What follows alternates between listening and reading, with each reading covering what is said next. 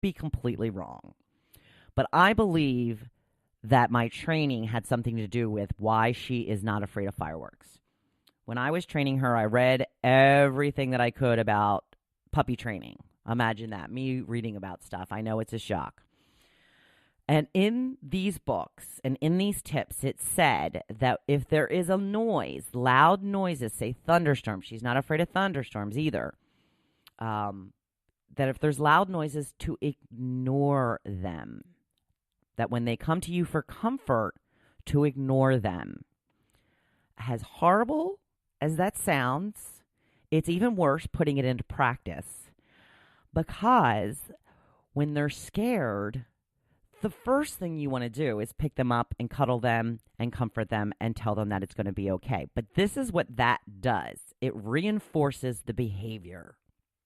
It makes them think that whenever they do that, they're going to get that reward. So the advice is to give them no response whatsoever, and they will learn to not react to it. And that's what I did. And it was painful, literally painful. When I got Tucker as a puppy, we lived in the city in Philadelphia, and I used to walk her up and down the sidewalks all the time, and we lived on a main road. Ridge Avenue we lived on. And there were SEPTA buses all the time, and they had that loud speaker, coming up on Ridge Avenue and Domino Lane, blah, blah, blah. Well, every time she heard that, she would jump. And literally there was times that she was like jumping on my leg to try and get me to pick her up. And I just had to I just didn't say anything. I just let her work it out herself. Like I said, heartbreaking. I wanted to pick her up so bad, but I think it worked. Not afraid of thunderstorms, not afraid of fireworks. Noises do not affect her. Maybe it was my training. Maybe I just got lucky. I don't know. But the next dog I have, I'm definitely going about it the same way, because that couple of months of heartbreak turned into, we're going on 13 years now without her hiding in the bathtub, that I hear about a lot of dogs that have to do that when the fireworks start going off.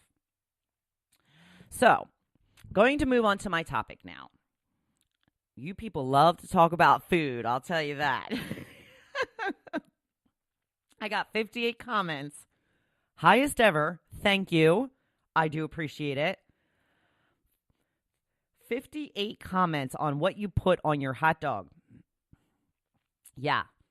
I asked if you put mustard or ketchup. I have to clear my throat. Excuse me for 1 second.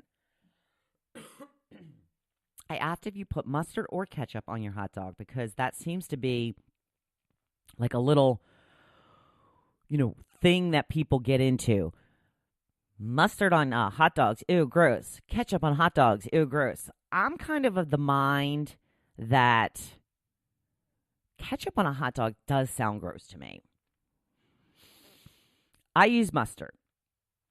I like mustard. I can use yellow mustard or I can use spicy mustard. It depends on the mood that I am in. Typically, lately, I've been using the yellow mustard, but I do love me some spicy mustard once in a while. So, you people had a lot to say about the mustard and the ketchup, and I wanted to find some funny ones.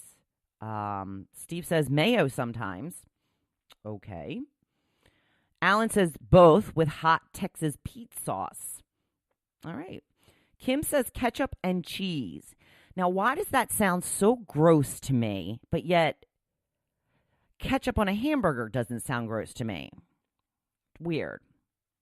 Laurie says chili and cheese. I can go for that one.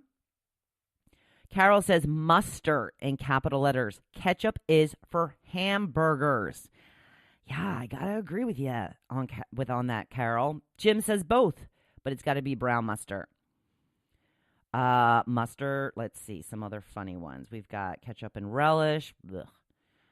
Both with sweet relish, mustard and sauerkraut. Let's see. The works. Also, ketchup goes with everything, according to Bob. Bob, I will disagree with you on that. Lisa says neither. Melissa gets very technical about it. She says it depends.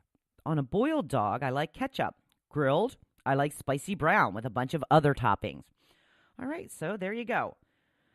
I don't like relish on my dog. I love pickles, but to me, relish doesn't taste like pickles. And I get into arguments about this, debates about this with people all the time. It's the same thing. It's not the same thing because I've had hot dogs before where I've actually put pickles like on the inside of the bun. It's so good. There's something they do in the relishing process that just doesn't taste right to me. I just don't like it. I love pickles. In fact, my husband gave me his pickle last night at the restaurant. I was very grateful. I love pickles, but I do not like relish. It's not the same thing. So I did a tally because I thought that the mustard people would just rule out. So I put everybody's vote into a mustard vote, a ketchup vote, or a both vote. Turns out we only get 4 votes for ketchup. Out of 58, we've got 4 votes for ketchup. I guess that's not technically true because both would include ketchup. And quite a number of people do, in fact, have both on their hot dogs. 17 people said they choose both. Okay?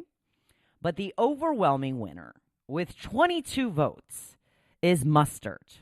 Mustard alone or mustard with relish or mustard with something else. I know that my husband loves chili and cheese. He gets onions on his dog. He'll get anything on his dog.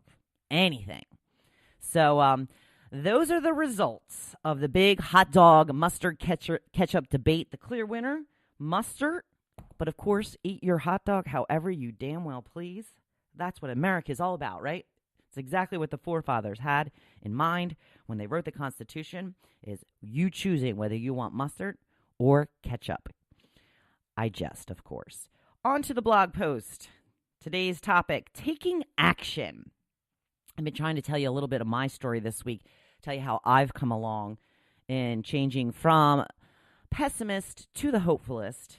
And one of the things you have to do to get on this route, to get going, to bring yourself to a happier life, is just start doing it.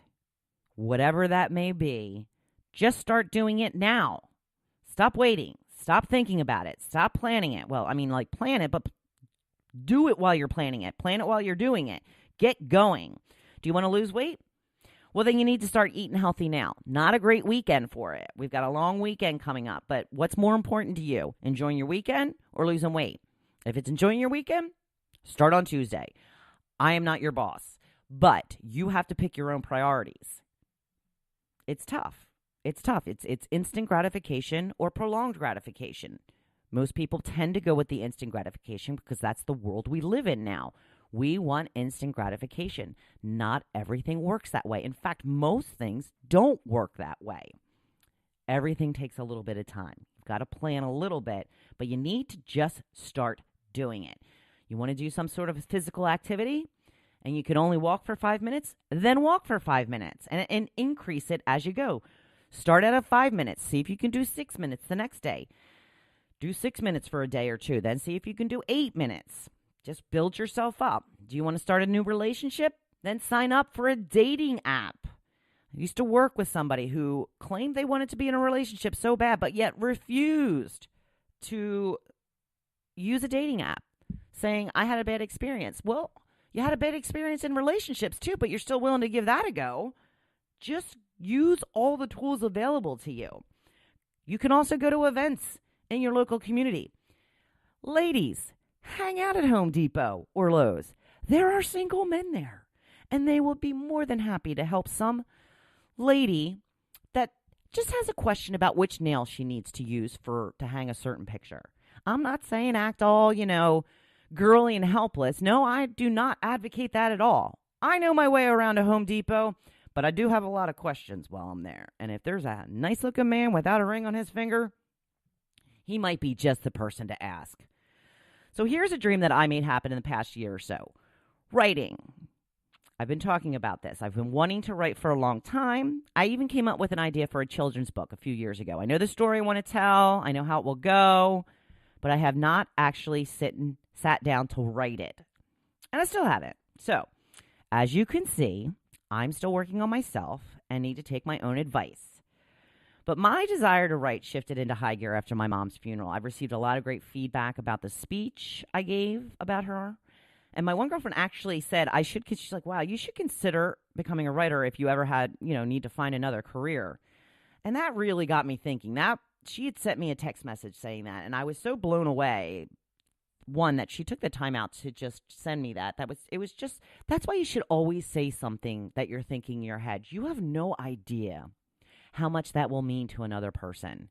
She did not send me that text message thinking that it would change my life, but in essence, it has. She gave me that just tiny bit of encouragement that I needed to finally push forward. Now, this was in November, right after Thanksgiving. I didn't push forward right away. I thought about it a lot, didn't take any action. Then the following February, on my birthday, my beloved Philadelphia Eagles won their first Super Bowl. And it was awesome. It was the most amazing feeling. I was completely overjoyed. I was actually embarrassed by how happy it made me. I thought, why does this mean so much to me? It's kind of silly. It's just a team. I mean, I've been rooting for them for 20 some years. It's just such an odd feeling because us Eagles fans had never had it before. So I thought, I can't be the only one that's thinking this. I can't be the only one that's wondering why we're so overjoyed. So I sat down and wrote an article about how much the Eagles finally winning a Super Bowl meant to me. I sent it to my local weekly paper. They printed it. In fact, they printed it, and I didn't even know it. She never responded when I sent it in, so I figured they weren't going to use it. I got a text from a friend who lives locally one night telling me how much she enjoyed my article in the sandpaper. I was like, what? I was blown away. Ran out the next morning, grabbed 10 copies. I'm like, I'm in the paper. I'm in the paper. I was so excited. Do you know what it said at the top of the article? By Wendy McClure. That's a freaking byline. I'm a byline. Holy crap, I'm a writer. So excited. So excited. So, not only did I get an article printed in the newspaper, but not too long after, they sent me a check. So I'm a writer and I'm getting paid. Get out. This is so awesome. I love it. Now, the woman also enclosed a note, a fellow Eagles fan, saying how much she enjoyed my article. So you know what I did? I wrote more articles. They were mostly about where I lived and the aspects of living at the shore, since it was a local paper for LBI, and she kept printing them. All it took was for me to finally sit down and write that first article, and then everything started to roll. Now I send her stuff all the time. I was just in the sandpaper this past weekend. I wrote a couple of different things for a monthly club magazine that a friend kind of hooked me up with a contact there. And now I've been doing band reviews for them for the past year or so. So I'm still writing for both publications. So think about that.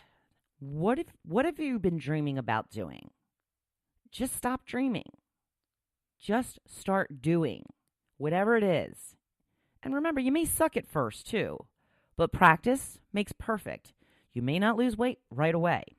You may trip over something on your first walk. Keep at it. Get on that dating app and start looking for your dream mate. Just do it. Start it. Get down to the doing.